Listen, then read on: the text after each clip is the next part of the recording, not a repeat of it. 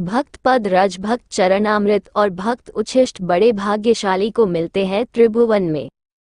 सबसे बड़ा भाग्यशाली कौन है? जिसे भक्तों का संग मिले, सुख दारा धन लक्ष्मी पापियों के घर होए संत समागम हरि कथा तुलसी दुर्लभ। दो बड़े भाग्यशाली जिनको संत चरण रज और संत उच्छिष्ट मिलता है और संत चरणामृत मिलता है, उनके भाग्य की क्या सराहना परव समझे। भगवत कृपा को समझे तो बहुत जल्दी लाभ मिल जाए। इन तीनों का बहुत बड़ा महात्म है, कैसा भी नीच स्वभाव वाला क्यों न हो, यदि ये तीनों प्राप्त हो जाए तो तीनों गुणों पर विजय प्राप्त कर ले। सतोगुण रजोगुण तमोगुण तीनों लोकों पर विजय प्राप्त कर ले। काम क्रोध लोभ मोह मद मत्सर जो तीनों लोकों को प्राप्त कर रहे हैं। भक्त चरण रज सेवी, भक्त चरणामृत पान करने वाला और भक्त उच्छिष्ट पाने वाला, इन तीनों पर विजय प्राप्त कर लेता है। इसमें साधन बल काम नहीं करता तीनों गुणों पर विजय प्राप्त करने के। ये कृपा काम कर, इसलिए मोक्ष मूलम गुरु कृपा सचमुच सचमुच वो हरि के बड़े कृपा पात्र है, जिनको इन तीनों में श्रद्धा हो गई। और तीनों या जिनको प्राप्त होते हैं, जिनकी बुद्धि में संतों के प्रति है भाव है, उनकी चरण रज में भाव नहीं, उनके उच्छिष्ट में भाव नहीं, उनके चरणामृत में भाव नहीं, उनकी तो यहाँ चर्चा ही नहीं है। भगवत स्वरूप भगवत भक्तों की पद धूलि उनके चिन्हों से उठाकर मस्तक पर जिसने लगा लिया, उसको वह प्रव सामर्थ्य प्राप्त होती है जो किसी साधन से नहीं मिलती। जब हिरण्यकश्यप बहुत क्रुद्धा जी को पटक दिया और कहा, तेरी बुद्धि किसने की ऐसी? प्रहलाद जी ने जो उत्तर दिया बहुत सुसमझने लायक है। उन्होंने कहा, न साम मति स्व दुर्क्रमा, इस पर सत्य अर्था यदर्महि सामपाद रजो अभिषेक निष्ठ चना नाम्न अनर्थ यावत। दैत्यराज कितनी हिम्मत है! 5 वर्ष के बालक में त्रिभुवन पति पिता हिरण्यकश्यप को दैत्यराज, जिन्होंने सब कुछ श्री हरि के चरणों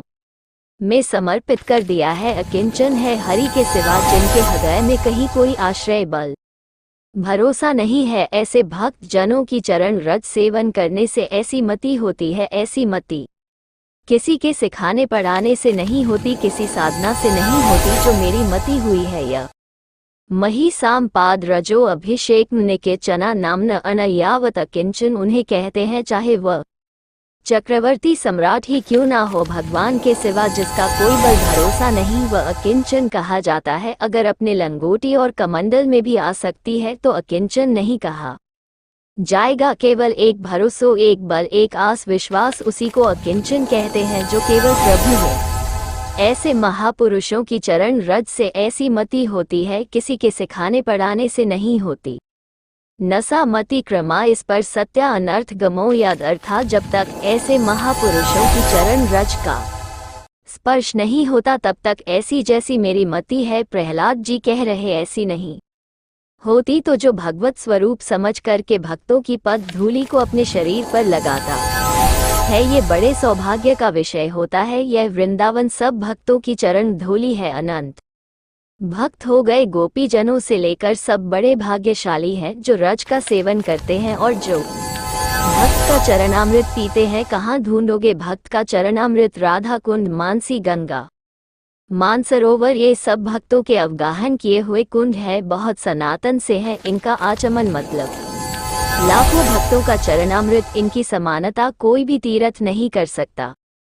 मानसी गंगा, राधा कुंड, मानसरोवर, अप्सरा कुंड, उद्धव कुंड, जो हमारे ब्रज मंडल के कुंड है, इनकी समानता बड़े बड़े महाभागवत प्रियालाल के प्रेम में डूबे हुए अवगाहन करते हैं। और वो चरणामृत पान रख लो, 2 बूंद ले लो, 2 बूंद ले लो, राधा कुंड का जल मानस, ये सब संत चरण अमृत है, पक्का समझ लो। और उच्छिष्ट मृत कहाँ से ले? रोज भक्त की जूठन किसी महान सौभाग्यशाली को मिलती है, ऐसे थोड़ी मिलती। तो ये जो राधा राधा बोल, यह उच्छिष्ट मृत है। जीवन में जो स्वाद लिया वही बोल रहा, यही है ये भक्तों के द्वारा स्वाद लिया हुआ, इसका पान करो। वह उच्छिष्ट तो कहाँ सबको थोड़ी मिलता है। कभी ऐसा यह उच्छिष्ट सबको मिल रहा, उस उच्छिष्ट का फल है इस उच्छिष्ट में रति हो जाए। अगर इसमें नहीं हुई तो क्या फायदा क्या महाप्रसाद। भगवन नाम अश्न में भगवत भाव, श्री विग्रह में साक्षात भगवान का स्वरूप, चरणामृत में भाव, ये पहचान है कि आखिरी जन्म है इसका। जिसके हृदय में इसकी श्रद्धा हो जाए, भक्तों में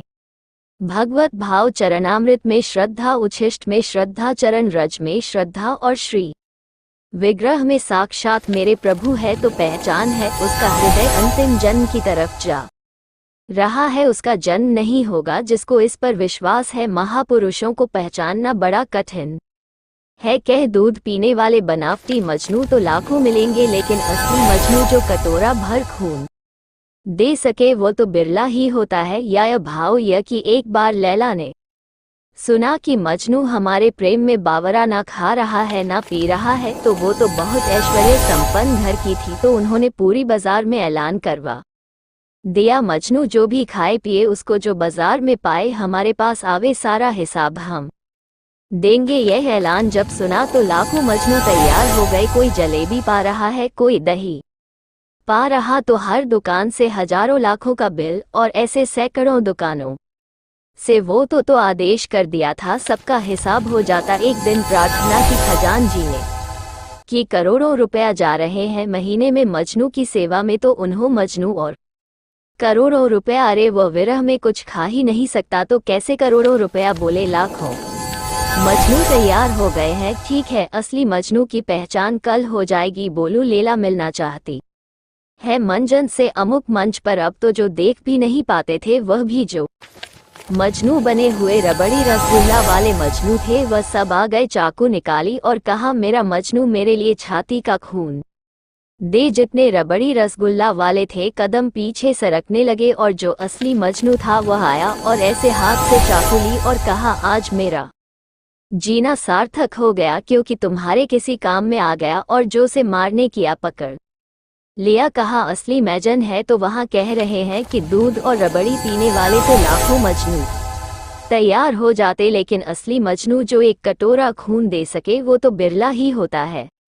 ऐसे ही कह रहे कि रबड़ी रसगुल्ला खाना, प्रणाम नमस्कार करना, भेंट लेना लाखों भगत, लेकिन भगवान के लिए जीवन अर्पित करने वाला, भगवान के लिए तड़पने वाला, भगवान के लिए अपना सर्वस्व निछावर करने वाला, ऐसा तो कोई बिरला ही प्रेमी होता है। ऐसा भक्त ईश्वर के से भी बढ़कर है। सातों सम महंग जग देखा और मोते अधिक संत कर लेखा। एक भक्त प्रवर कालिदास जी हुए हैं जो इसी कोटि के महापुरुष थे। अद्वितीय भक्त निष्ठा उनकी थी, भगवत निष्ठा अद्वितीय उसी की मानी जाती है जो भक्त निष्ठा होती है।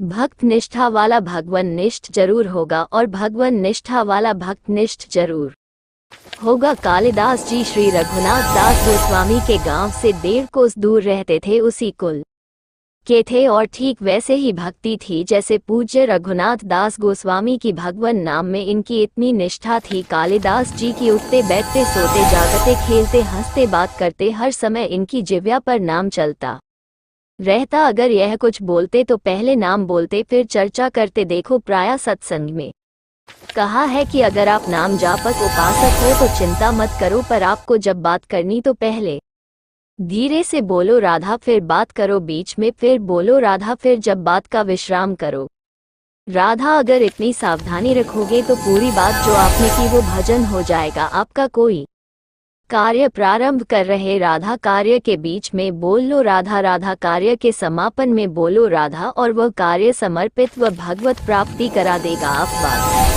को पकड़िए। वो किसी बात को बोलने के पहले नाम बोलते थे, वह भगवत नाम के बिना तो बोल ही नहीं सकते थे, पहले बोलते थे राधा। ये भक्ति की पहचान है। विभीषण जी जब उठे तो राम राम राम, हनुमान जी ने राम नाम ते सुमिरन कीन्हा, हृदय हर सी कप सज्जन चीना, यह सन्हट करी हो पहचानी साधते होए ये संत है, क्योंकि शोक एकदम उठते हुए बोला राम राम। ये भक्त का लक्षण है, ऐसा सबको करना चाहिए। नींद खुले तो पहले भगवान नाम उच्चारण करते हुए ही पृथ्वी को प्रणाम करके पैर रखना चाहिए। अद्भुत नाम निष्ठा थी कालिदास जी की, बिना नाम के वो बात ही नहीं करते थे। पहले नाम उच्चारण, और यह नाम उच्चारण, नाम में प्रीति कहाँ से प्राप्त हुई, बहुत सूक्ष्म बात है। इनकी भक्तों में बहुत बड़ी प्रीति थी, इसी से इनको नाम में इतनी प्रीति हुई। अब आजकल कोई बिरला ही ऐसा होता है जिसको किसी भक्त की प्रशंसा सुनक ईर्ष्या ना होती हो, जबकि हमारी भक्ति का स्वरूप ये है कि किसी को सुने नाम जप कर रहा है उसका बड़ा यश हो रहा है वो ऐसा है तो हमारे अंदर लालसा होनी चाहिए कि इनकी चरण रज माथे पर लगाए, कभी इनका जूठन मिल जाए, कभी इनका चरणामृत मिल जाए। ये भक्तों की बात थी। हमारे अंदर क्या होता है, हम प्रधान होता है तो लगता क्या है, इतना हुआ क्या हुआ, वो उससे मत्सर ईर्ष्या प्रकट हो जाती है। ये भगवत विरोधी वार्ता है। अंदर यह बात नहीं आनी चाहिए जहां वो सुनते कि अमुक जगह भक्त बहुत नाम जापक है तो बहुत धनी थे, पर साधारण भेष में छुप करके जाते कि बिल्कुल ऐसे दीन गरीब बन करके और उनकी सेवा करते। भक्तों को अच्छे अच्छे पदार्थ खिलाने में उन्हें परमानंद का अनुभव प्राप्त होता। और ऐसा सिद्धांत भी है कि जैसे गर्भवती माँ को भोजन पवाओ तो बच्चे को अपने आप पहुंच जाता है, ऐसे हृदय में हृदय स्पर्शी भगवान श्री कृष्ण करते हैं। भक्तों को जब पवाया जाता है, भगवान को अपने भोग लगाने से इतनी प्रसन्नता नहीं होती जितना संतों के भोग लगाने से हो। इसी बात को एक भक्त ने पकड़ लिया और संतों को पवा शुरू किया श्रद्धा से। अब उनके पास एक सीमित अर्थव्यवस्था थी। अगर संतों को पता है कि बहुत श्रद्धा पूर्वक यहाँ प्रसाद पवाया जाता है तो बिना बुलाए भी कृपा करके आने लगते हैं।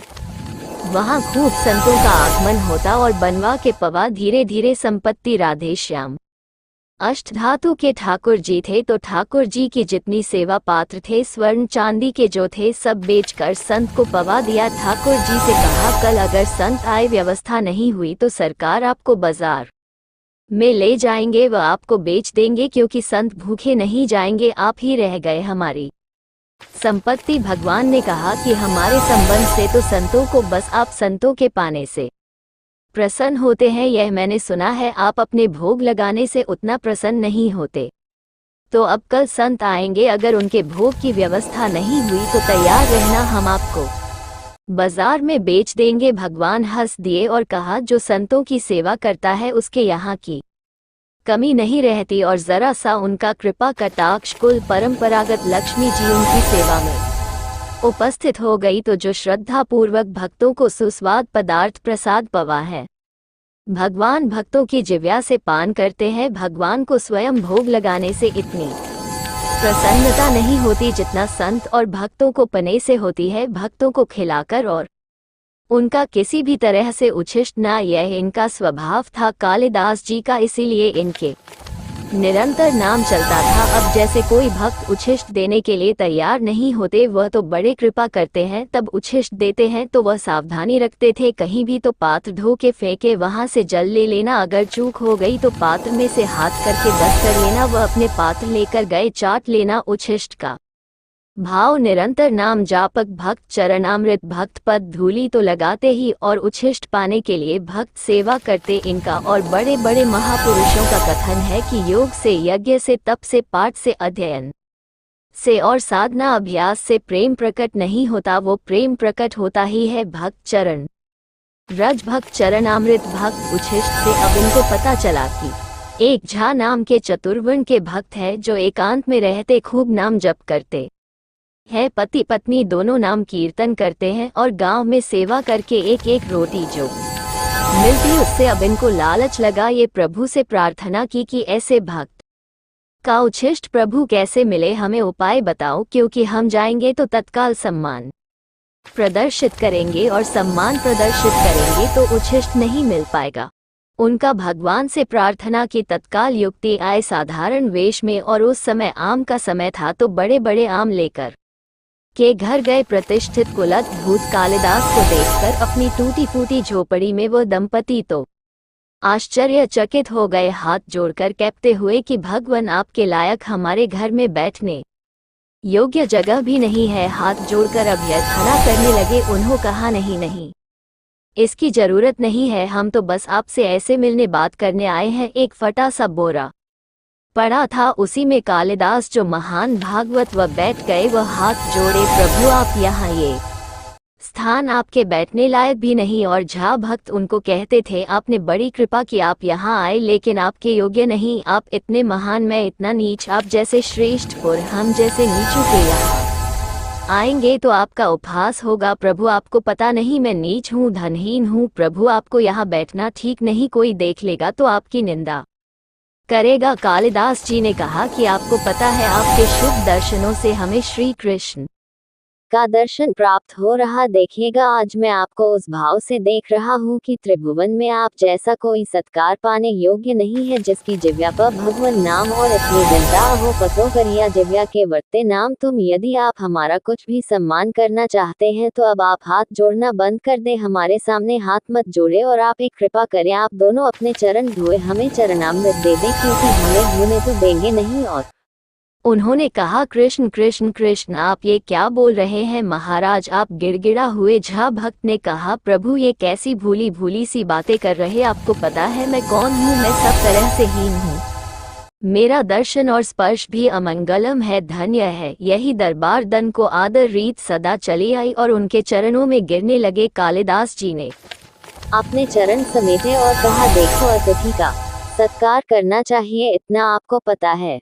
उन्होंने कहा, प्रभु पता है तो फिर एक बात करो, मैं आ रहा था, रास्ते में आम देखा, आप ठाकुर जी को अपने भोग लगाओ आम का और आप दोनों पावर में दे, यह मेरा सबसे बड़ा सत्कार हो जाएगा। भक्त ने कहा, मालिक आप कैसी बात करते, मैं पाओ और आप बैठे, आप हमारे यहाँ आए हैं। उन्होंने कहा, देखो यदि आप मुझे बड़ा मानते हैं और पूजनीय मानते हैं तो आप मेरी बात भी तो मानिए, किसी भी तरह से देखो, अगर थोड़ी भी प्रीति आपकी हम में है, मेरी यह बात मान। वो भक्त बहुत दैन्य हो रहे हैं। यहाँ कालिदास जी कह रहे, जो अपने भक्ति का विज्ञापन करता है, जो भक्ति की दुकानदारी करता है, भक्ति के नाम पर पूजा प्रतिष्ठा और अर्थ की प्राप्ति करता है, वह आप जैसे अकिंचन भक्तों को कैसे जान पाएगा। अहंकार रहित, साधना के बल से रहित, केवल प्रभु के नाम और प्रभु के आश्रित आप जैसे निर्मल भक्तों का संग तो केवल अतु की कृपा से होता है। आप सच्ची मानिए, त्रिभुवन को पावन करने वाले हैं, आप अपने को नीच मत कहे। जब कालिदास जी दैन्य होकर ऐसी बात करने लगे, भक्त ने आम